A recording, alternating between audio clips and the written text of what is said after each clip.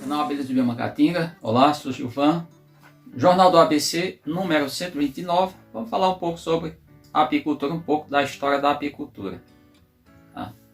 Então, há 4.400 anos, segundo alguns estudos, os africanos egípcios, eles criavam abelhas do gênero Apis, as espécies.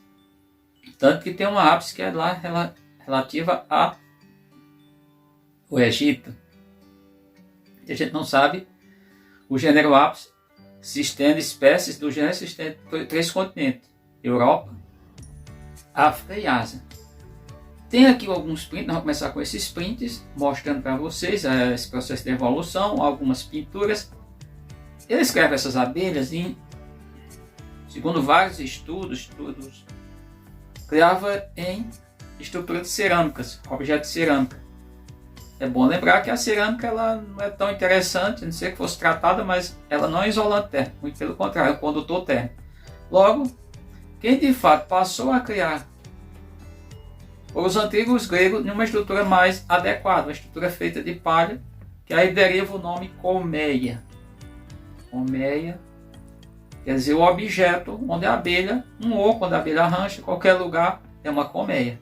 Também deixo aqui os prints para vocês verem. E quando é que começa assim, de fato, a apicultura chamada moderna? Século XVIII. Mas foi justamente no início do século XIX que alguns estudiosos, pessoas da época, começaram a pensar. Entre essas pessoas estava François Huber. 1789 começou a estudar essas abelhas e fez uma estrutura que ele chamou de formato de folhas de colmeia, que era o formato de folhas de um livro. Mas os quadros eram fixos, mas acompanhando o que é o favo para a abelha fazer esse favo. Bem, o Auguste von esse outro nome eu vou deixar escrito para vocês, Belas Est, eu acho que é isso. Em 1852 ele, foi na verdade o primeiro indivíduo a formar quadros, só que era lateral. Tirava os quadros pela parte lateral da caixa, da colmeia. Um inglês também, o Bevan, em 1848, ele faz a abertura superior, que é os quadros também são chamados caixilhos. Ele já revolucionou um pouco a abertura em cima, mas outros que estudaram e viram essa questão das abelhas, é importante vocês entenderem isso, mas foi o Langstroth, Lawrence Lohain Langstroth, que nasceu em 1810, faleceu no ano de 1895, na Filadélfia. Filadélfia não aqui da Bahia, ele pega de Senhor do Bonfim, mas Filadélfia lá dos Estados Unidos. Que ele estudando, ele observou alguns espaços entre os favos e observou um espaço de 9,5 milímetros, ou 3/8 de polegada, e foi definindo esses espaços. O espaço para movimentar-se, essa movimentação das abelhas, chamado espaço de abelhas, ou espaço abelha, passar a chamar no Brasil espaço abelha.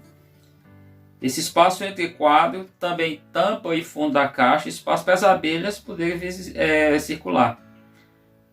A questão dos caixilhos, teve um padre chamado Desinzon, acho que é isso mais ou menos, em 1835, ele já tinha feito alguns trabalhos, só que segundo consta, Langstroth ele patenteou esses quadros e patenteou também a caixa lá nos Estados Unidos com o número 9.300, em 25 de outubro de 1952, escreve um livro, tratado prático sobre a colmeia e aberturas e abelhas melíferas. Então, essa estrutura toda.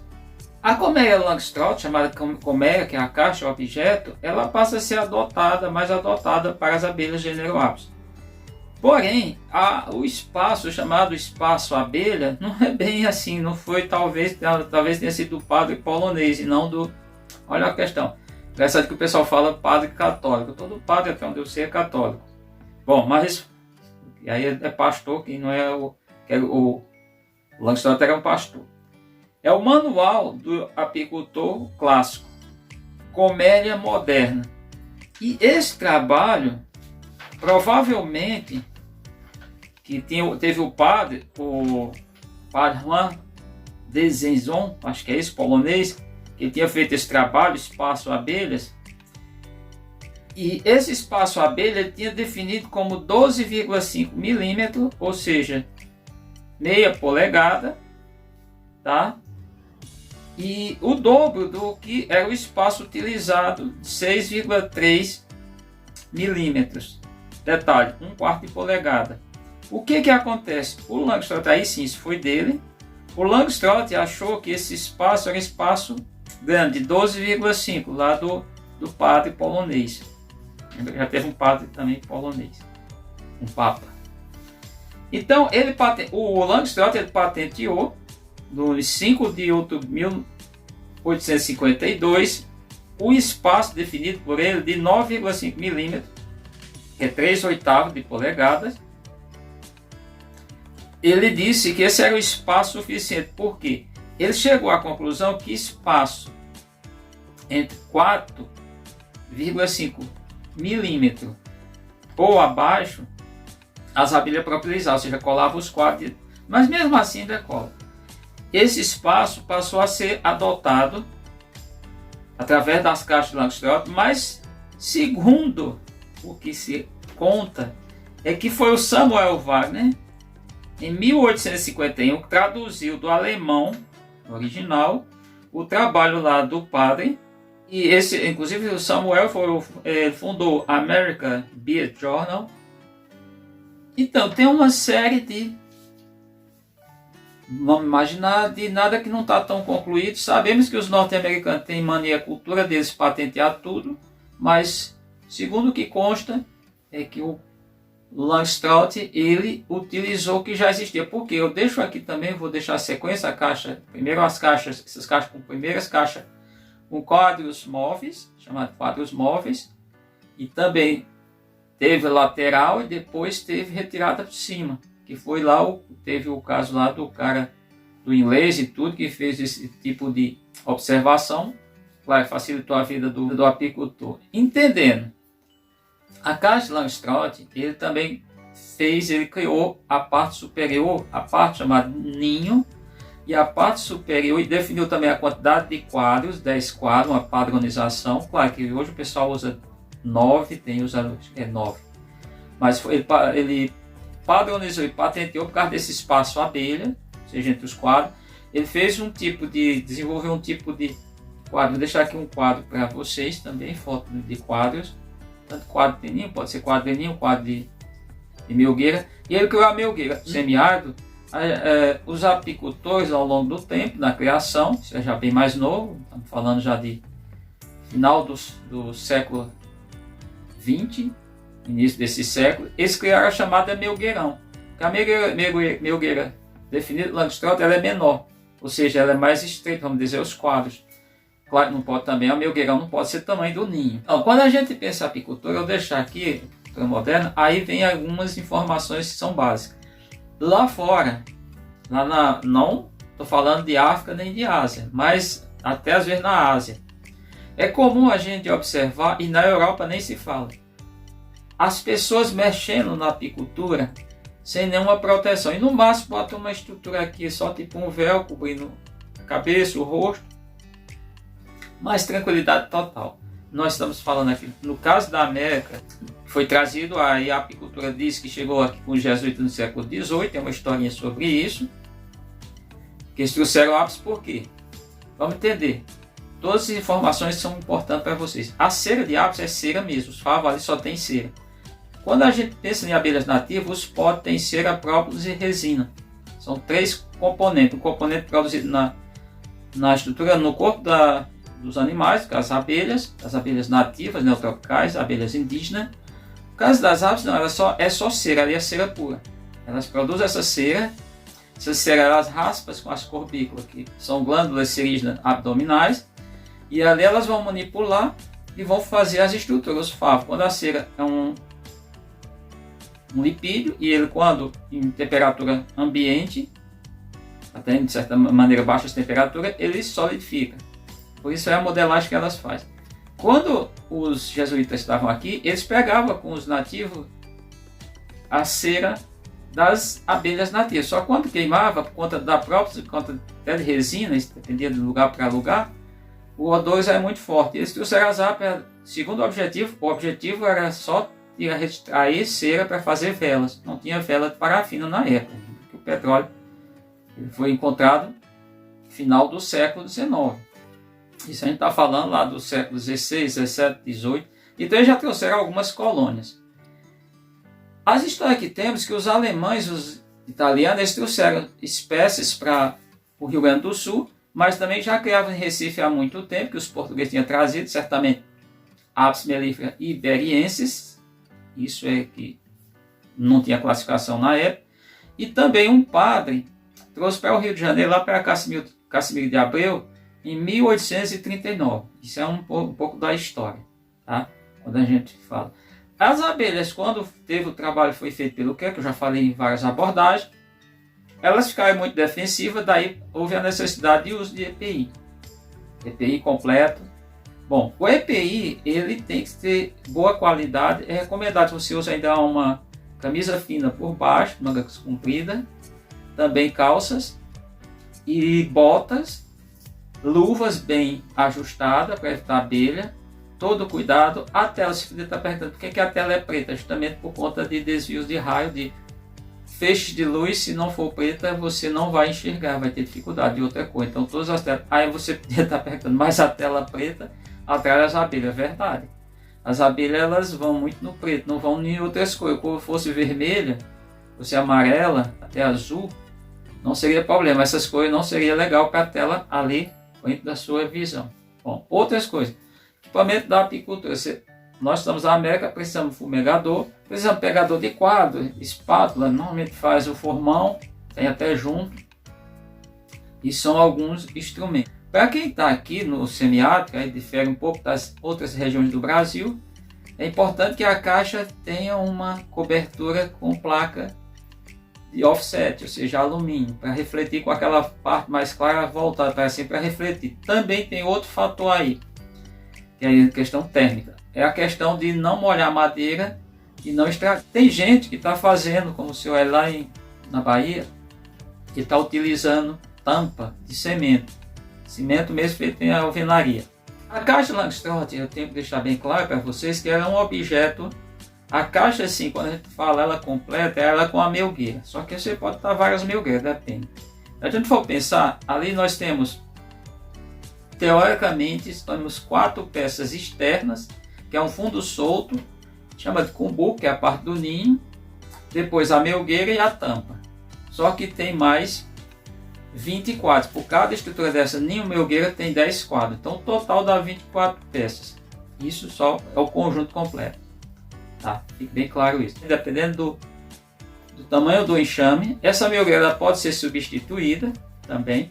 Porém, aqui no semiárido, mas também em outros locais, por conta da apicultura migratória, não é o caso às vezes lá fora, de outros países, precisa prender o fundo da caixa na caixa, teoricamente. Por quê? Porque quando vai levantar, a caixa está só para utilizar o fundo ali com a caixa, solta. Então é preso com pregos. Alguns botam até dobradiças. A tampa não há necessidade, essas estruturas, essas articulações não há necessidade, porque a Apis utiliza muito bem isso. Bom, outra coisa que eu quero falar para vocês, aqui eu trato como sou aprendiz, quem sabe um dia até ter exclamação. Então, a apicultura ela é uma questão muito complexa, diria, muito complexa mesmo, a nível para a gente poder entender. Por quê? Porque lá fora as abelhas são nativas de lá. Você podia estar perguntando, mas como assim? Porque aqui no Brasil tem muito lucro, mas por qualquer motivo, as abelhas daqui, como são híbridas, elas podem correr o risco, por algum motivo, morrer também. Não está garantido. Elas não estão preservadas. O pessoal se engana. E eu vou dar só uma informação. Quando eu entendi como gente, já fui conhecendo o ápice, foi no meados da década de 1960. E teve até um acidente, que era para mim ter até falado o dia, que foi com o meu avô paterno, pai do meu pai. Ele criava animais, vivia na área rural, era proprietário, tinha pequenas propriedades, e tinha uma burra que era um xodó, porque era muito mansinha, não precisou bater, nada, amansou, montou nela sem, vamos pensar, nua, sem o selim, ou sela, sem arreios, tratado dessa maneira, teoricamente. E o bicho foi sempre muito manso, era um xodó, ele levava ela para onde conduzia sem precisar de nada, absolutamente, era só conduzindo, chamando. E ele amarrou ela para pastar, porque tinha a roça, e numa vazante chamada vazante capim de planta. Essa história acho que é importante eu contar aqui, pertinente. E tinha uma abelha lá, estava arranchada e matou. Ele ficou muito chateado com isso. Então teve muitos acidentes no início, quando elas ganharam, o Brasil se expandiu. E dizendo para vocês que aqui também, quando os europeus chegaram na América, ou no novo continente, eles encontraram os nativos crianos, que eram os que daí deve-se o nome cortiço, que era um pedaço de madeira, quando fazia alusão com a casca da planta da família dos carvalho, que tem lá na Europa. Portugueses e espanhóis, mas principalmente os portugueses, foi quem denominou cortiço, essa estrutura é propriamente o caule, ou seja, galho ou tronco da árvore quando os índios cortavam. Lembra, isso é muito primitivo. Corte aqui na América do Sul, em parte. Já tinha uma parte que eles manipulavam metal, mas era com machado de pedra, então era uma coisa muito bem primária, bem primitiva. Mas na América do Sul, chegando na América Central, lá os nativos criavam abelhas em estrutura de cerâmica. Você está perguntando, mas por que as aves não deram certo? As aves também tem a questão, a estrutura, a arquitetura de ninho. Lembra que favos é totalmente diferente do caso das abelhas nativas, faz pote. Os alimentos são colocados em pote. Então, na estrutura lá de cerâmica, deu mais certo. Talvez também tenha essa relação com a colheita, que foi o que iniciou com essa relação, não sei se teve nenhuma, lá com os africanos egípcios, que criavam estrutura de cerâmica que não foi muito legal. A apicultura moderna, ela evoluiu muito. E evoluiu graças, e aí tem que fechar esse entendimento, concluir com esse entendimento. Tem lá as questões, o Langstroth pegou o material dos outros, mas ela evoluiu de muito mesmo por conta da patronização de uma caixa que auxiliou demais. Já tentaram fazer outras, no passado criava de outra maneira. Você vê vídeos da Ásia, eles criam de maneira diferente, na África. Lembrando que o Portugal Araújo foi o primeiro a introduzir a caixa de quadro móvel, mas a caixa Langstroth lá na África, todo o continente, lá na década de 1940. A caixa que Camadas criou lá também, e a base de sustentabilidade ali, está toda na caixa de Langstroth.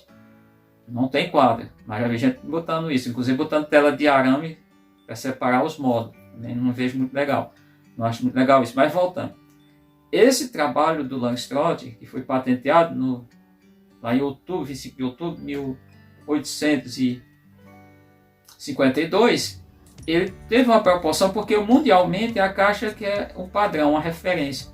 E o que facilitou foi o transporte, quem vai fazer o transporte da caixa, mas a caixa com tamanhos diferentes, dificultava demais como você ia transportar isso em carros.